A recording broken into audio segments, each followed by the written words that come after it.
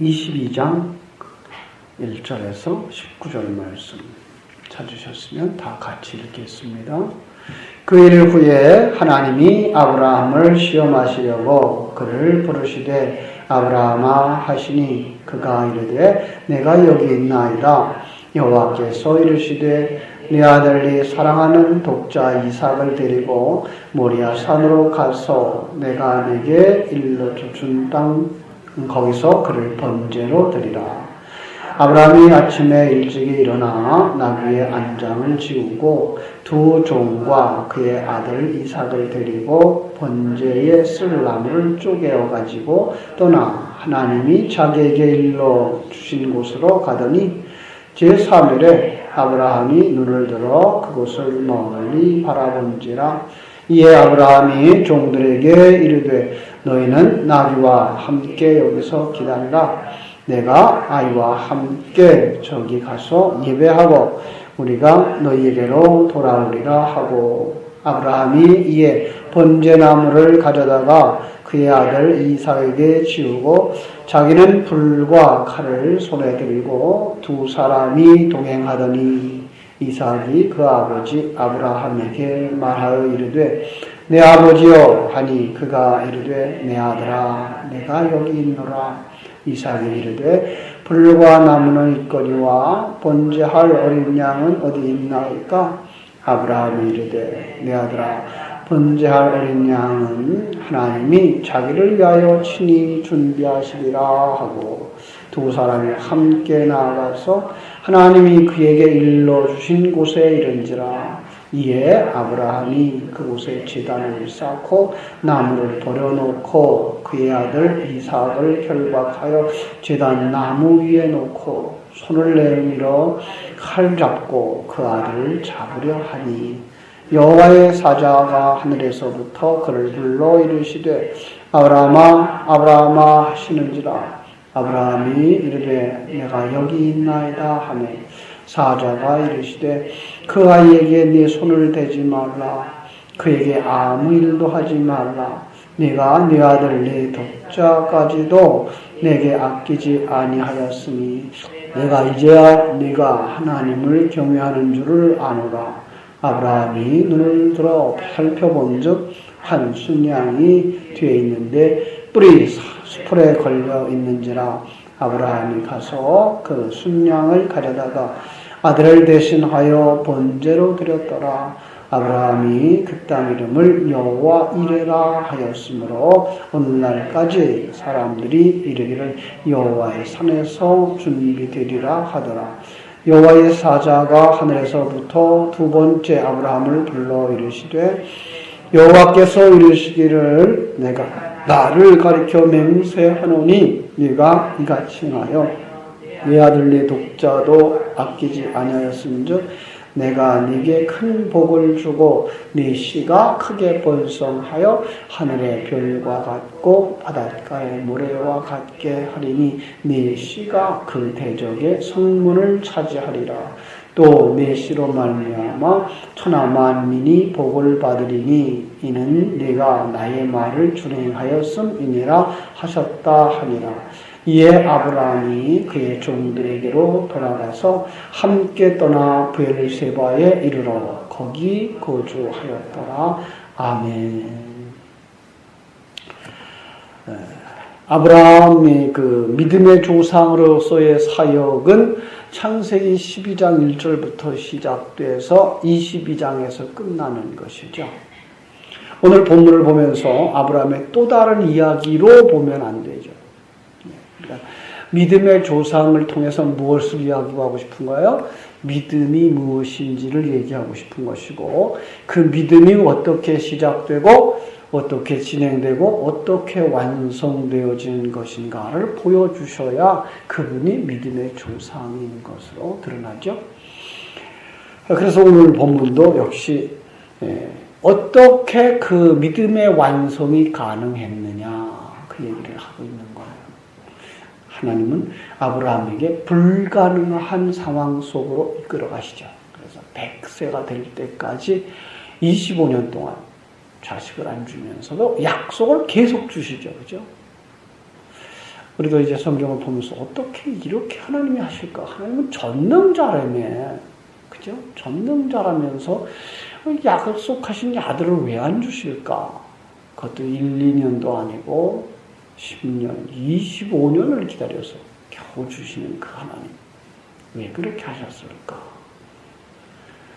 그 구원은 인간의 힘으로 완성되는 것 아니고 인간의 힘으로 가능한 것이 아니다. 너희들 아무 능력이 없고 가능성이 없을 때까지 내가 기다리는 거야. 하나님은 오늘 우리들에게도 똑같은 일을 하신다 그랬어요. 그죠? 그래서 우리가 자기를 내려놓을 때까지 하나님은 기다리시는 거죠. 그리고 이제 아들이 태어나죠. 그죠? 그래서 아브라함이 아들이 태어남이 어떻게 가능했는가를 보여주는 거죠. 자, 여기서 이제 아들을 우리는 어떻게 볼 수 있어야 돼요? 그 아들을 그냥 아브라함이 아들을 낳는 걸로 보면 안 되고 우리 속에서 뭐가 나오는 걸로 봐야 돼요? 새 사람이 나오는 걸로 보셔야 돼요. 새 사람이 나오고 새 사람이 완성되는 것, 이것이 바로 성경 전체 속에 있는 아들에 관한 이야기죠. 하나님이 분명히 우리를 부르셨어요. 그리고 우리 속에 하나님의 생명이신 새 생명 넣어주셨죠. 그걸 갖다 예수를 영접했다라고 말하고 예수님이 나와 함께 계시다라고 말하는 거죠. 근데 그 아들은 언제 나와요? 우리의 모습 가지고는 그게 완성될 것 같지 않은 거죠. 바로 그것이 아들을 기다리는 마음들인 거예요. 자식을 기다리는 마음들. 그래서 오해를 하면 성경도 뭐예요? 남존여비 사상을 가르친다고 얘기를 하죠. 왜? 아들 그러니까. 근데 중요한 건 그게 아들이 바로 하나님의 씨가 들어가서 그 하나님의 아들이 나오는 것으로 그림을 그리기 때문에 그 아들 하는 거지 성경은 남녀 구분에 그렇게 강하지 않아요. 우리가 오해를 하고 있는 거죠. 그렇죠? 근데 아들이 태어났잖아요. 그러면 아브라함의 이야기는 이제 완성된 거죠. 아들이 태어나면 이름은 이제 완성된 거예요. 그럼 22장의 얘기는 무슨 얘기예요? 22장의 얘기는 다시 한번 얘기하면 결론 부분이에요. 아브라함 그 이야기의 결론 부분. 자, 이렇게 하면 이제 생각나는 부분이 또 있죠. 노아 홍수의 결론 부분. 그렇죠? 노아 홍수를 통해서 약속한 그 노아의 홍수가 이제 6장 1절부터 시작되어 가지고 쭉 진행되죠. 그리고 이제 9장에 가서 뭐예요? 완성되죠. 8장에 가서. 그들이 다시 이제 구원을 받고 다시 육지로 나와서 제사함으로써 끝났어요. 근데 9장 1절부터 17절까지의 이야기 속에서 무슨 얘기가 나오는가 하면은 참 또 다른 이야기처럼 아브라함과 그 아들들의 이야기가 나오면서 거기서 이제 추태 부리는 아버지의 이야기, 노아의 이야기가 나오고 그걸 그냥 떠벌리는 함이, 가나안의 아비 함이 저주를 받고 그리고 뒤로 돌아서서 옷가지를 가지고 가서 덮어주는 두 아들이 축복을 받는 이야기로 결론을 다시 한번 정리한다 그랬죠. 너희들이 어떻게 구원받은 거예요? 이렇게 가르쳐주는 거죠. 이렇게 구원받은 거야. 너희들은 그때 죽은 그 사람들과 다를 바가 조금도 없어. 술 먹으면 뭐예요? 추태를 부리는. 세상의 유혹을 받으면 그냥 세상이 바로 드러나는. 우리는 그래서 매일 새벽에 뭐예요? 영의 양식을 잡수셔야지. 그리고 새벽에 가능하면 집에 돌아가셔서 텔레비전을 안 보면 좋아요. 주일날 설교도 마찬가지지만 그 설교를 묵상할 수 있는 시간이 있어야 소화가 되죠. 소화도 안 됐는데 세상 양식 갖다가 공급하면 금방 뭐로 돌아가 버려요? 세상 사람으로 돌아가 버려요.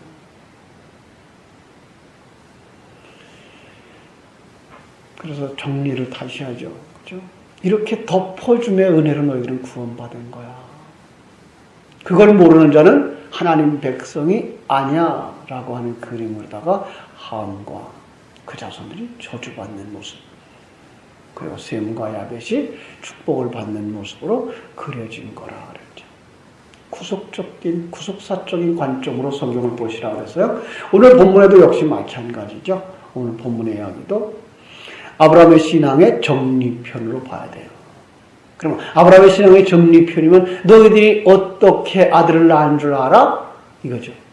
너희가 어떻게 새 사람으로 완성되는 줄 알아? 너희가 아브라함으로 얘기하면 12장부터 21장까지의 이야기가 어떻게 완성되는 건 줄 알아? 구원의 완성은 어떻게 되는 거예요? 우리 단적으로 얘기하면 예수 그리스도의 십자가의 죽으심과 부활하심이죠. 그 얘기를 하는 거죠. 거기서 하나님의 백성이 탄생하는 거야. 그러고 나서 이제 보면은 아브라함은 어떻게 신앙생활을 시작했어요? 하나님을 전혀 모르는 사람이었죠. 하나님을 모를 뿐만 아니라 자기 중심의 사람, 우상 숭배하는 사람, 우상을 만들어 파는 사람으로 나오는 거죠. 그죠? 그런데 거기에 누가 찾아오시죠? 하나님이 찾아오신 거예요.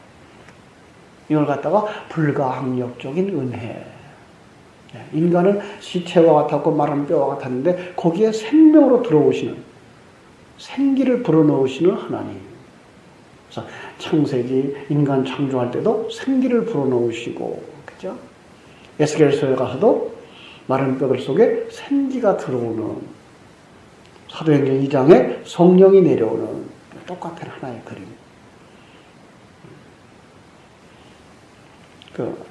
수요일날 사도신경 강해 속에서는 성령으로 잉태하사, 똑같은 그림들이죠. 그래서 이제 믿음의 사람이 되어져요. 그죠? 믿음의 사람이 되어지죠.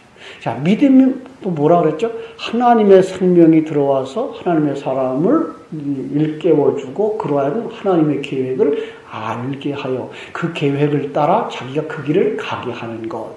이게 하나님의 믿음, 나의 믿음 이렇게 표현해서 그걸 믿음이라고 얘기를 해드렸고요. 그죠? 그러자 하나님은 그를 의롭다고 칭하시죠.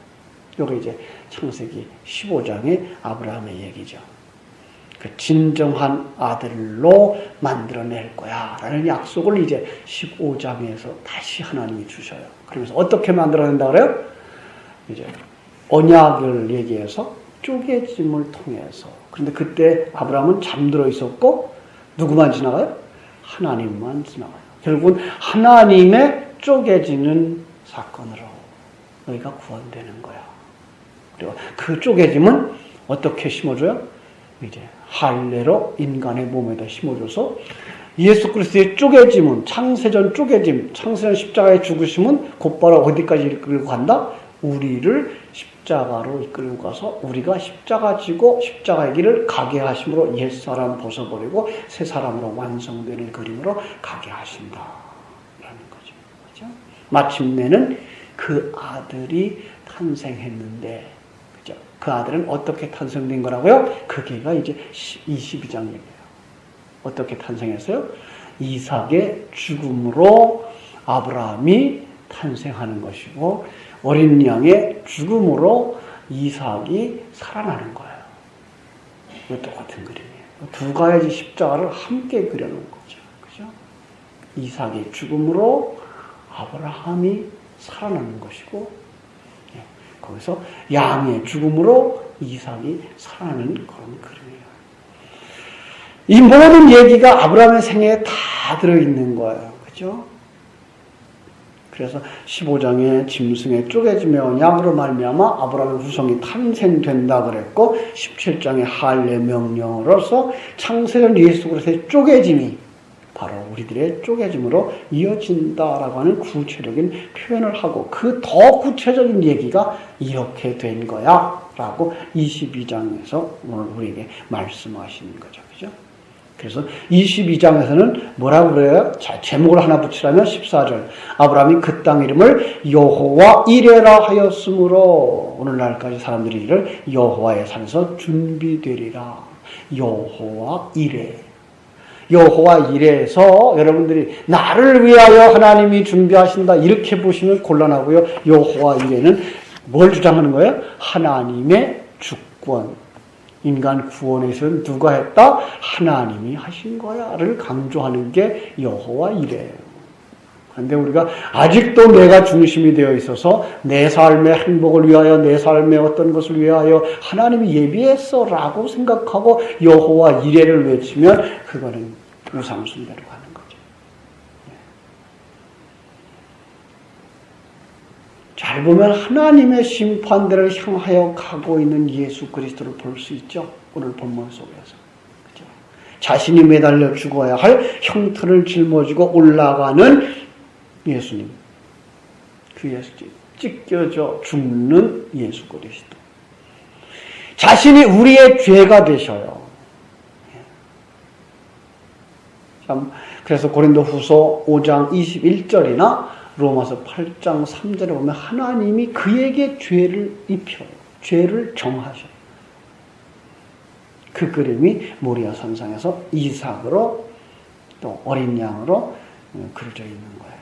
죄로 죽어야 할 죄인 대신에 죽어 죄인의 죄를 대속하시는 쪼개짐의 제사가 바로 구약의 유월절 제사였고 성전 제사였어요.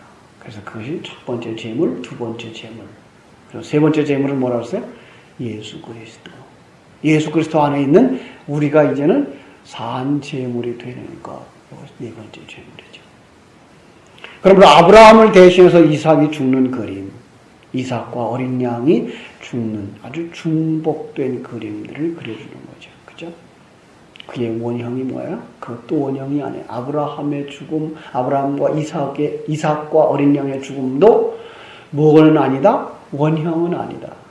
성경 속에서 유월절 어린 양을 보면서 해마다 잡는 유월절 어린 양, 그들이 매 절기마다 자기 죄가 생각날 때마다 하나님 앞에 드리는 제물들이 원형이 아니죠. 여러분 생각해 보세요. 하나님이 왜 유월절 제사를 하라 그러며 왜 제물을 드리라고 그랬어요? 너희들로 된 것 아니야를 알라고 하신 거지. 나만도 못한 양을 한 마리 잡아다가 죽였다 그래서 내 죄가 없어지고 내가 구원받는다. 그건 조금만 정신을 차리고 읽어봐도 그건 아닌 걸 알 수 있는 거죠. 그런데 그걸 이렇게 하나님의 눈으로 보질 못하고 그냥 세상 사람들의 관점에서 그냥 하라니까 하는 거라고 행위 쪽으로 가면 그건 헛된 제물이죠. 그래서 하나님은 뭐라 그래요? 야, 그 제물 가져와지 마라. 나 이제 그 제물에 배불렀어. 싫어. 내가 원하는 건 장자야. 내가 원하는 건 예수야. 라고 말씀하는 거죠. 그런데 그걸 보지 못하면 그냥 제물만 갖다 드리는 거죠. 오늘도 우리도 마찬가지. 우리의 제사, 우리의 예배죠. 우리의 예배의 중심은 누구여야 돼요? 예수 안에서예요. 그게 신령과 진정으로의 뜻인 거예요. 우리가 정성 들여서 예배 참석하고 정성 들여서 헌금하고 정성 들여서 봉사하면 하나님이 이 예배 받으시겠지가 아니라 이것이 예수 안에서의 삶이며 내가 가지고 있는 모든 것들은 예수 안에서 완성되어져 가는 것입니다라는 고백으로, 그리고 그걸 하나님이 즐거워하기 때문에 그걸 드러내는 삶으로 예배에 참여하고 봉사하고 헌신할 때 하나님이 그걸 받으시는 거지. 하나님이 받으시는 제물은 오직 예수 그리스도뿐입니다. 예수 그리스도 안에서예요. 우리가 오늘 성수주의를 하는 개념도 이게 예수 안에서 드려지는 제사입니다라는 고백이 있을 때 그 제사가, 그 예배가 하나님께 받아들여지는 것이지, 성수주의를 하라 그랬어. 그래서 어떤 것도, 어떤 상황도 다 지켜놓고 예배 시간에 꼭 예배 참석해야 되는 거야. 난 그 예배에 참석했어. 이걸로 끝나버리면 구약의 제사와 다를 바가 없는 거죠. 중요한 얘기예요. 우리의 예배는 예수 그리스도 안에서 예수 그리스도를 드러내는 자로 나는 없어져야 돼요. 그랬을 때 내 안에 하나님이 드러나는 것, 그것이 하나님이 영광 받으시는 것이고 하나님이 나를 그렇게 사용해서 쓰실 때 우리는 예배위원으로 쓰임받는 것이지, 그 속에서 내가 나를 드러내려고 하면 그 제사는 하나님 받지 않는 것이 되는 것이죠. 그렇죠? 히브리서 9장 9절로 12절을 한번 볼게요. 히브리서 9장이에요. 조금 어렵지만 한번 찾아보겠습니다. 히브리서 9장 9절로 12절.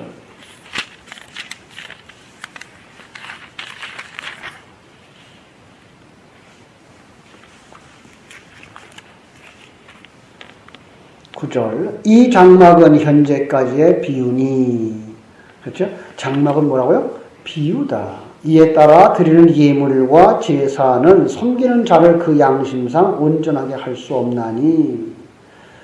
이런 것은 먹고 마시는 것과 여러 가지 씻는 것과 함께 육체의 예법일 뿐이며 개혁할 때까지 맡겨둔 것이다. 그리스도께서는 장래 좋은 일의 대제사장으로 오사 손으로 짓지 아니한 것 곧 이 창조에 속하지 아니한 더 크고 온전한 장막으로 이렇게 얘기하죠. 그런데 예수가 뭐예요? 진정한 장막, 진정한 성전이다 라고 말씀하는 거죠. 그렇죠? 그래서 12절 염소와 송아지의 피로 하지 아니하고 오직 자기의 피로 영원한 속죄를 이루사 단번에 성소에 들어가셨느니라. 이것을 우리에게 보여주고 우리를 이렇게 가라고 이끌어 가신다라고 하는 얘기죠. 그래서 예수 그리스도가 오시고 나서 모형이 필요합니까? 안 필요합니까? 진짜가 오면 모형은 필요 없죠. 그죠? 모델하우스는 아파트가 완성되고 나면 더 이상 필요가 없어요. 그죠? 그래서 예수님이 이 땅에 오셔서 곧바로 어디 들어가시죠? 성전에 들어가시죠. 그러면서 제자들이 거기서 보세요, 이 성전이 얼마나 아름답고 좋은가 그랬더니 예수님 뭐라 그래요? 이 성전을 헐라. 그죠? 그러니까 이제 그게 모델하우스하고 진짜 건물이에요. 모델하우스 필요 없다. 헐어라. 내가 여기 있잖아. 네가 헐면 내가 3일 만에 완성하리라. 거기서 또 한 번 얘기한 것. 예수 자체도 뭐였다? 모형이었다. 거기서 뭘 봐야 돼 그럼? 그리스도를 보셔야 돼요. 조금 어려운 얘기죠? 왜 우리는 지금까지 예수 그냥 예수 하나면 다인 줄 알았는데 저는 계속 예수와 그리스도를 분리해요. 예수는 몸으로 온 이 땅에 온 우리와 똑같은 몸. 그건 뭐에서 끝나야 돼요? 십자가에서 끝나야 된다를 보여주시기 위한 거예요. 그래서 예수님이 요한복음 2장에 성전을 얘기하면서 사흘 만에 헐라 내가 다시 세우리라 라고 말하면서 이는 자기 몸 된 성전을 가리킨 것이라 라고 얘기하죠. 그래서 너희들이 나를 죽여라.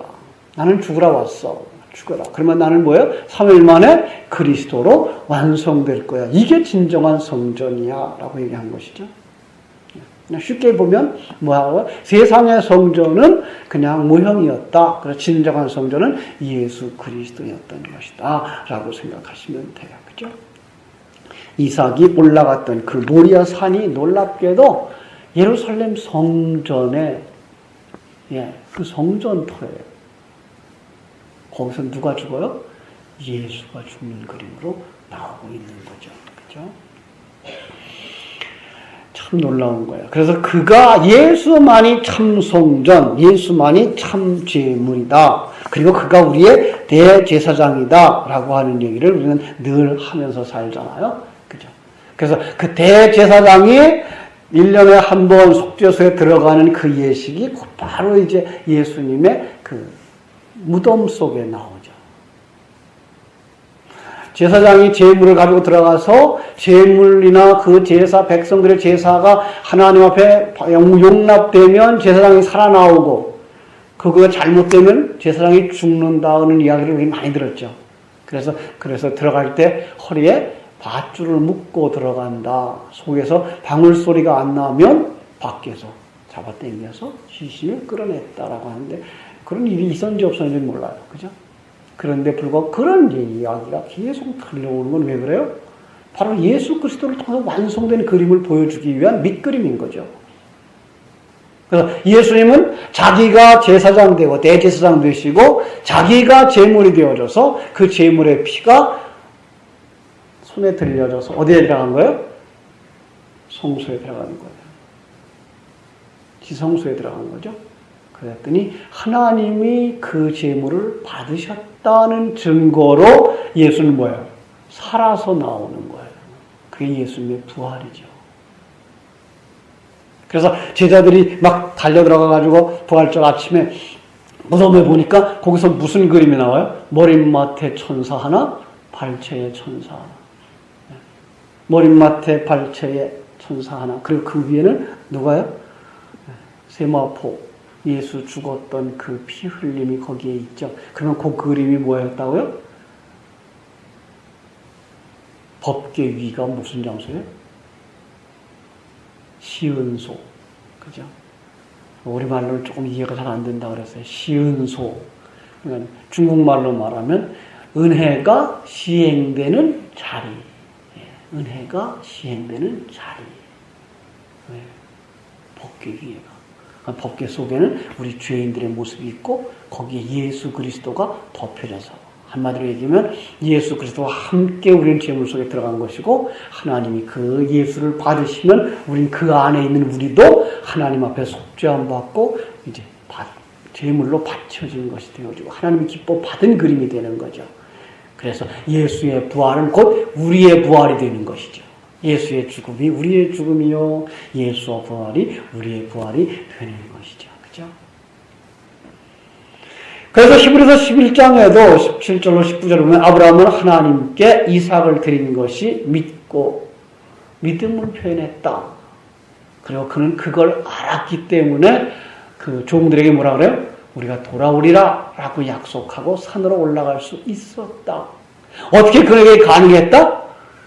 그의 신앙생활 25년토록. 아니요, 더 오래됐겠죠. 이제 나이가 이삭이 한 20살 정도 됐다 그러면 한 40살에서 45살쯤 됐을 때 신앙생활로, 그죠? 신앙생활이 40년 됐을 때 그 경험을 통해서 이 불가능을 가능케 하시는 하나님 그걸 다 하려고 그러면 하나님은 그 아들을 통해서 자손을 주시겠다고 했으니까 그 아들을 다시 살릴 거야 라는 믿음이 그에게 있었다라고 이제 히브리서 11장 17절 19절은 고백하는 거죠.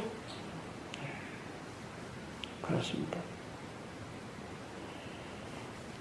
오늘 우리는 이것을 믿는 사람들, 아브라함을 보면서 우리는 이걸 볼 수 있습니다. 이 구원의 과정. 그리고 아브라함이 이렇게 구원이 완성되었기 때문에 누구도, 여러분과 나도 이 구원은 완성되었구나를 배웠을 때에야만 아브라함이 여러분에게 누가 되는 거예요? 믿음의 조상이 되는 것이죠. 그렇습니다. 히브리서 8장 5절에도 하늘의 것의 그림자 성막이라고 이야기하고 있고 예수 그리스도가 참 성전이라고 얘기하는 것을 볼 수가 있어요. 그래서 하나의 예수 그리스도의 십자가와 또 우리의 십자가를 함께 그리면서 우리에게 뭘 요구하죠? 그리스도의 살아있는 산 제물 되라. 로마서 12장 1절로 2절로 가서 그 십자가, 예수 그리스도의 십자가가 우리의 십자가가 되지 않는 한 너는 십자가 밖의 사람이야. 그래서 우리가 왜 이 합동측 교회에 십자가가 없다고 얘기를 해드렸죠? 그 십자가가 뭐가 될까봐? 그 우상이 될까봐. 우상이 되는 게 뭐예요? 예수 죽으신 그 예수는 나를 위해 존재하는 분이야. 아이고 얼마나 고난당했을까? 얼마나 아팠을까? 참 고맙기도 해라. 그 때문에 내가 살았구나. 거기로 끝나면 그게 우상입니다. 거기서부터 어디까지 가야 돼요? 내가 그 십자가를 지고 가는 삶으로 가야 돼요. 그래서 십자가는 강단 위에 있으면 안 되고 십자가 어디가 있어야 돼요? 내 안에 있어야 돼요. 그럼 내가 죽은 십자가로, 내가 죽어가는 십자가로 완성을 볼 수 있어야 그가 믿음의 사람인 거예요. 여러분, 그래서 날마다 그 십자가를 지고 묵상하면서 그게 안 되기 때문에 다시금 무릎 꿇는 사람, 무릎 꿇는 사람. 그것이 진정한 그리스도의 삶이며 자기를 부인하는 삶이며 십자가 지고 주를 쫓아가는 삶이며 주님과 함께 한 멍에를 메고 십자가 길을 가는 하나님의 자녀들의 신앙생활인 줄로 믿습니다. 오늘 여러분도 다시 한번 이 큰 은혜를 정리하셔서 여러분 속에 담고 기도하실 때마다 이 말씀들이 쭉 생각나서 하나님 난 아무것도 아니었군요. 하나님의 은혜가 아니었으면 얼마나 이렇게 멸망할 수밖에 없는 세상 사람들과 다를 바가 없었군요. 그런데 내게 이렇게 오셔서 내 속에서 나를 이끌어가고 계시니 감사합니다라는 고백이 사도신경 속에서 주기도문 속에서 여러분 기도에 마무리하는 속에서 늘 새롭게 살아나서 여러분 속에 영의 양식으로 여러분을 살찌우게 되기를 주님의 이름으로 축원합니다. 기도하겠습니다.